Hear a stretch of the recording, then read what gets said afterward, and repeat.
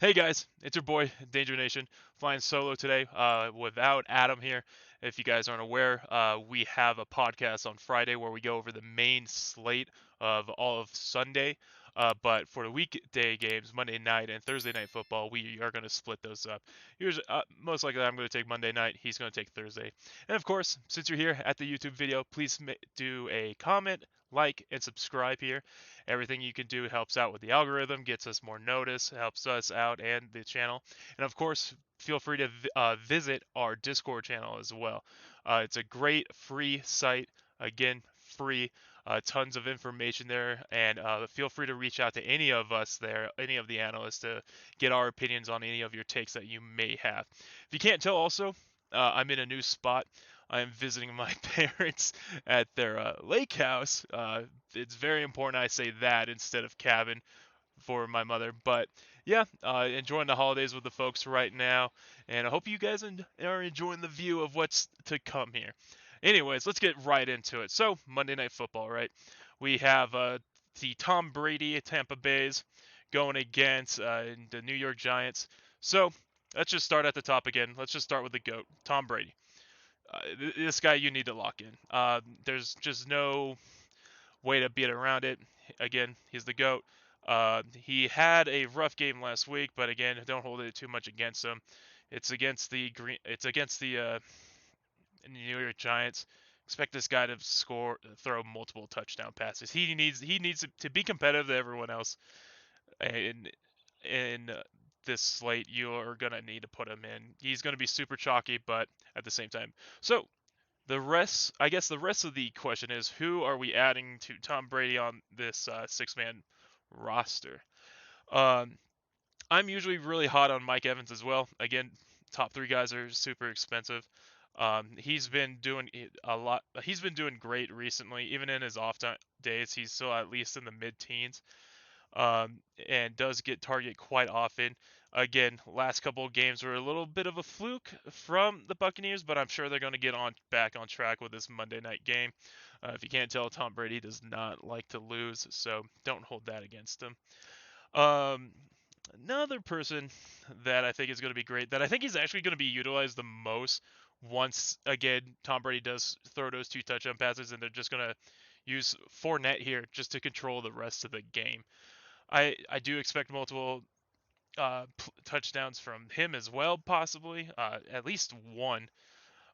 He's decently priced too. If we go to the flex at a 10K, so if you're thinking about whether to go here or there, between Mike Evans and Fournette, I would definitely lean a little bit towards Fournette. So what does that mean about the Green Bay? Sorry, the New York Giants side. I I don't see this being Daniel Jones game at all. Like, this is just going to be a tough game to him. All their games have been just super awkward to watch. He's not getting it done at all with his team. I would fade on Daniel Jones. The only people I'm actually really interested in New York Giants is going to be Saquon Barkley if he does start. I actually think he would be a decent captain play for this week too. But you might be saying to yourself like, oh, yes, he's coming back from an injury. I'm not paying too much attention to that. But the thing you guys might be questioning me about is that, oh, this is supposed to be the number one rated run defense. Like, why would you be telling me to start you know, the other team's running back? If you look at the last 5 games, their run defense has definitely been suspect. I mean, look at Gibson, look at Herbert, look at everyone. Look at Kamara. I know Kamara's a beast, but still look at him. They have scored double-digit points, like over 20 against these guys. I think Saquon Barkley is going to be a good play here against this defense here. And let's go just a little further back into New York Giants because they are significantly cheaper than the Tampa Bay guys. A play I'm actually really liking here is Evan Engram here. Only 6,600, very cheap, and he's actually been stepping up in this offense recently too. past few games have been in the double digits, while the rest of them again not too great. Uh, Tampa Bay's defense is also pretty weak against tight ends. I think he would be a great pickup here. And the one other person I would be looking at is that it sounds like Golladay is, yeah, he is active again. I would get Golladay in here. I think it would. This is going to be his time to get back into action with the rest of his Giants team. Um, really good play there. Again, I know like last week was just an off week for them. I think if you or last game was just an off game for the Tampa Bay. So, but I think you could still attack them with Golladay. I'm choosing to fade Toney this week. Like he's only had honestly one game to prove himself as like a really valuable pick, and he's been really injury prone like the past few. Like literally something new is happening to him every week and every game. I would fade on Toney for sure. And that leads a few others. So what about Gronk? He is questionable, but from what it sounds like, he is going to play.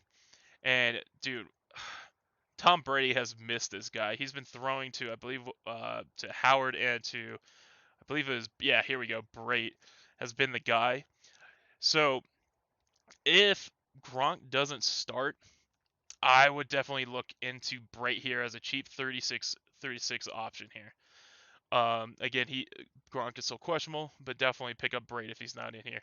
He's kind of he likes Brait and he has looked for him in like the red zone occasions, but man, Brait just I don't know if it's just bad passes or he's just have not that he doesn't have that mind meld with Gronk.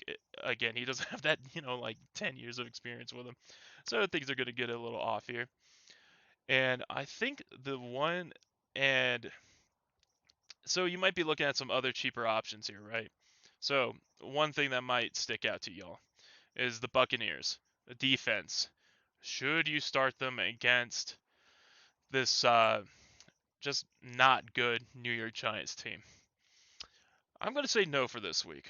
I do think Giants are going to put up some points to the fact that it's just a waste of 5,200 against the Bucks. I could see this game going like 31-14. You know what I mean? I want to put it on the Bucks here for sure. And the other people that I'm kind of liking here, definitely fade on Jones and Bernard.